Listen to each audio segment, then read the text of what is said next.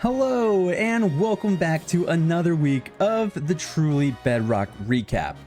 My name is TF Britt, and as always, I'm joined by my friend and co-host, Mr. Moth Gaming, also known as Kai. We managed to squish 2 weeks into one massive megasode for last week's recap, where we saw the usual base upgrades, Zloy expanding his super secret shops, and even the start of a brand new game show being hosted on the server by Addy. To make sure you never miss a moment of action on the Truly Bedrock server, make sure you click that subscribe button and turn on all notifications. Alright, that's enough rambling for me. Over to Kai to kick off this week's recap. Thanks, Brett. First up this week, we have Moss Logic, who right out of the gate finds a mysterious chest that seems to be selling moss. 20 diamonds each. People not for sale. I don't know about you, but I do hope we get some clarification on that a little bit later. Anyway, Moss has officially started filling in his new storage location, and even redesigned the roof after being unsatisfied with the original design from last week. After flying into lava and losing all of his gear, Bedrock was kind enough to drop off a shulker with enchanted diamond armor and tools. However, hilariously left an anvil on top, knowing he would have to break it by hand to get the reward. After being geared back up, Moss shows us some upgrades to the iron farm, using the brand new auto crafter to auto craft iron blocks. He then meets up with Jade at spawn, and the two head off to take on a trial chamber. And of course, anytime a group of TV members goes into a trial chamber, there's always going to be death. And this time, there's no exception. And after dying many times, in normal trial chambers, the pair for some reason thought it would be a good idea to reset and try again. This time, with a bad omen potion, as anyone could guess, of course, led to more death. After all that effort, neither of them managed to get a heavy core, but did manage to walk away with plenty of other interesting loot. And with that collaboration out of the way, I'll send you back over to Britt to cover Jade's experiences on the server this week. Jade gives us another one of her Mom Plays Minecraft breakdowns as she gives an in-depth explanation on the importance of upgrading and enchanting on your tools and other gear. She breaks down how to stack your bookshelves, gives an example of the tiers of enchantments, explains a few simple ways to gain the XP needed for enchants, prepares to demonstrate Enderman farming in the Nether. However, before she gets the chance, this happens. Well, that didn't work. I may have died. All right, let's go get our stuff. Not again! Not again! Not again! After struggling to survive, Jade throws on a pumpkin head to avoid looking at any more Endermen, and enlists the help of Moss to help retrieve her items. With all of her gear returned, she finally gets the chance to do as she originally set out to, and starts farming Enderman for XP. With the levels needed to rotate some enchants, demonstrates max level enchants on an Unbreaking 3 axe. Jade then finds a zombie, skelly, and spider spawner all close by, and speaks of plans to build a personal XP grinder which will help her avoid those nasty travels to the Nether. And just when you thought Jade's video ended there, after 5 minutes of a black screen, Jade shows off the finished farm, and finishes off with an easy way to get a max bow as a perk from the Skelly farm. Now back over to Kai with our favorite cloudy sky guy, Smurf. Back at the Blue HQ, Smurf once again spends the majority of his episode breaking down the exact number of every item he will need to build what he wants to build. All I need is 4 chests, 25 hoppers, 8 furnaces, and then 2 chest minecarts. So I'm going to have to get 2 more chests, and then I'm going to have to get 10 pieces of iron, so that I can craft 2 minecarts. He built his first auto smelter, which fits comfortably smack dab in the middle of a storage area. Now with his smelting needs sorted, he properly updates the lighting to his bamboo farm to help increase the overall rates, which seems to have produced the desired results. He ends up by putting his first comments in the comment library. My brain hurts way too much from all that math. By the way, did you notice Smurf throwing his 2 sticks into the storage system only to turn around and get 2 sticks back out of his storage system? No? Just me? Okay, anyway, on to Rogue Fox now.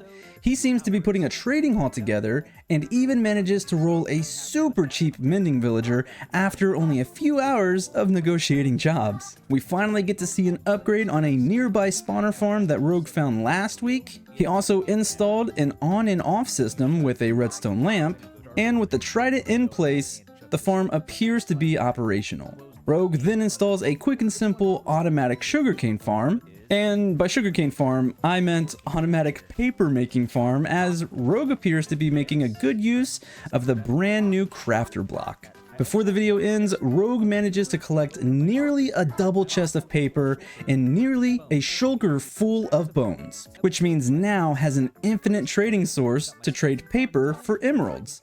But we'll have to wait for Rogue's next installment to see those emerald profits. Over in the Nether, Liara is at her bartering farm, brainstorming potential plans to make the farm a bit more efficient. Gathering the last bit of trying obsidian needed for one of today's projects. But before we get to that, Liara meets up with Sloy, and together the two manage to take on a trial chamber, as seen last week in Sloy's video. In case you missed it, after obtaining the new mace weapon, they died and nearly lost all of their loot.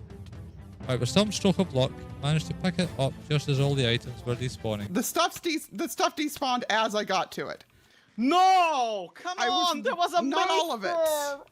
Not all of it. Not Okay, all okay. of it. I don't know what I got. Okay, I got the mace. You got the mace. Once in the overworld, we finally get to see the long-awaited time-lapse of the iron shop being built. Jet made the incorrect assumption that this build was going to be the fire dog Pokemon Hoodoo. But I'll let Liara explain the true identity of this build. And there we have him, one very big and, if I may say so myself, very beautiful tall boy. Now, if you're looking at this and it's either not familiar to you or you're just like, I think I saw this in a video game ad once years ago, then no worries, no worries. Not everybody's going to recognize this. What this is a robot called a Tallneck from the video game Horizon Zero Dawn. It is exactly what it looks like, a huge giraffe with a satellite dish for a head. If you can manage your way to the head of this beast, you'll now be able to purchase 2 stacks of iron for a single diamond. However, the deal for raw iron has been removed for the time being. That'll be it for Liara for the time being, as she leaves off at the comment library once again. On the topic of big plans, Jin has made herself a to-do list to keep her on track, and sticking to that schedule, she wastes no time at all as she gathers up loads of materials to finish getting the drowned farm built, moves right on to preparing a sheep farm and getting sheep into the farm, and would have begun placing the floor of the nether hub. However, somebody has mined out a terrifyingly large space where the floor used to be. And with the history of digging giant holes, I have a pretty good idea of who this might be. But in the meantime, Jin moves on to collecting moss for the sniffer farm. And to be fair, she does manage to find him right at spawn. Oh, look, there he is. Hi, Moss. Oh, hey. Hi. This is kind of awkward. Sorry, I don't mean to brandish the shears at you. I have a sniffer egg. Uh-huh. And Liara told me that I need to hatch on Moss.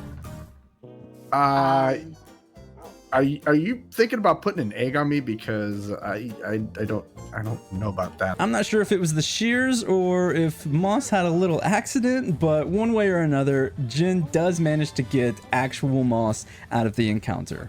After assaulting Moss and stealing his droplets, Jin has finally been able to start placing in the design of the nether hub floor, and has marked out each of the north, south, east, and west directions into their own specific quarters. Then takes a break to meet up with Jade, in what seems to be truly Bedrock member fashion, wastes no time ripping on a build design. It's a hungry sheep. It's maybe trying to eat Rogue's shop, but yes, this humble little sheep. I thought it'd been stung by a bee. In all fairness, the plan is to eventually have the sheep poop out the colors, so who knows, maybe it really was stung by something, because clearly, if you're pooping colors, something's not quite right.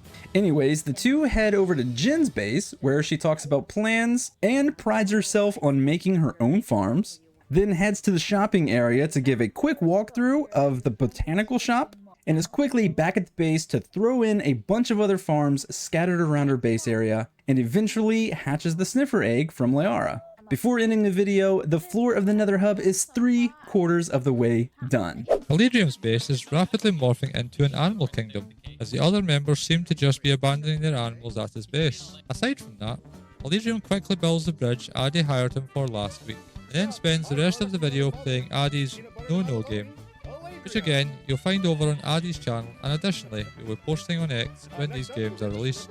Last week, Slack built this tree farm. With his newfound obsession with the greatest addition to the game since trees, gets another crafter ready to auto-fuel the tree farm with cornmeal. Because the crafter is so overpowered, Slack has to install an emergency system, just to make sure the entire thing doesn't begin to overflow. When you reach that point, you power something, which in turn is going to end up powering not that piston there.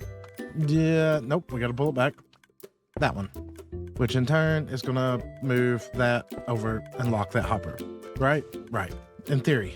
And after running into some timing issues with the tree farm, manages to fix the whole thing with just 2 pieces of redstone dust. Then, with the tree farm back at optimal production, Slack shifts his attention to the overflow of collection for the Guardian farm. And after playing around with different water streams and running into a few problems along the way, manages to get the shulker loaders for each item in place. Has an insane collection after only a day of being AFK. Lastly, he meets up with Jen to make her an offer she couldn't refuse. Look. I'll make you a deal. I've got to build a flower farm because I need a dye farm to go with my concrete farm. If you give me one of each flower, I will give you more or less a shulker of every type after I make them. Done deal. JC starts out in a bit of a rough situation with a baby zombie hoarding all of her gear and using it against her, forcing her to deal with this problem with a ranged weapon. After finding that she has been visited by the floating tree fairy, stumbles upon a rogue dog and takes the opportunity to leash it up and hopes to find the culprit once the owner logs onto the server. In the meantime, she borrows some bones from her neighbor Geo Girl, and then moments later the dog vanishes and it's time to confront the culprit. Hello? Hello? Hello, Liara. Hello. Hi. Hello. What can I do for you? I'm just wondering if something just arrived at your base right now, like in the shape of a dog. Oh, did you find my dog? I did. I found your dog. So you're the one accusing me of trees. Yeah, I'm coming in, by the way. Slamming your dog. Okay. Yes, I found your dog next to a lot of floating trees. Yeah, I had one wondering where it went, and no, I actually was harvesting part of the trees that were already floating. Even though it's back to the drawing board in this mystery, Liara was nice enough to give JC a stack of emerald blocks for assisting her with the villagers on day 1 of the server. Then heads back to her base to remove all the nearby trees and hopefully repel any more floating tree fairies that may be lurking around. As you can see, JC has been hard at work populating her trading hall, then heads to the Nether to try and kill some blaze for some blaze rods, and very nearly dies. I'm gonna go. No, don't die. Don't die. Run!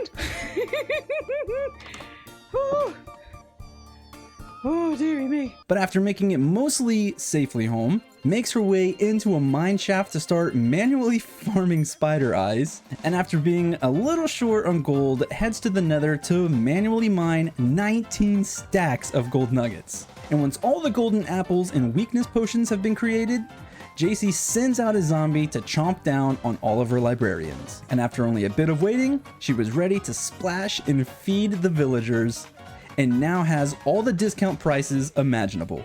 To end off the recap this week, Silent begins collecting tons of resources in preparation to build a massive gold farm. Then scouts out the area for his official base for this season. Then begins construction of the gold farm. Very quickly runs into some pretty big issues. Fire only spreads in 2 directions on Bedrock Edition, and it's not the 2 directions that we built the farm. Yeah, so it spreads east-west, and that's east, and that's west. We built it hoping that fire would spread north-south, and it don't. So the entire thing is useless. We gotta tear down the entire thing and rebuild it. Cool. With the functionality of the farm itself up and running, Silent installs the Trident Pillar, as well as the item filters for the storage, and then nearly lags out the entire server. Okay, turn off the farm, everybody. we might have done an oopsie, I might need to upgrade the Trident Killer. After running into issues with the Trident Killers, he heads to a test world to optimize them, to prevent the server from dying to lag. Once installed on the server, the farm appears to now be running as smooth as expected. Next up, Silent marks out all the chunks planned for his future mega base and discusses ideas for fully automating auto-crafted farms, all controlled from a single hub location, which includes many farms. So a lot to look forward to. But that's going to do it for week 7. This week was absolutely packed with excitement from 12 chambers, massive iron disc head giraffes, the gold farms, and more. The server is growing fast as everyone is expanding out and planning for the future. To make sure you stay up to date and not miss a second of the adventures, make sure to subscribe and turn on notifications. We will continue to bring you the recap each week. Thanks for watching, and we'll see you all in 7 days. Anything to say for all your fans out there? Yeah. Yeah. Are you a happy boy? Yeah. Yeah. Really? Well, there you go, fans. That is what he has to say about that. Have a good night.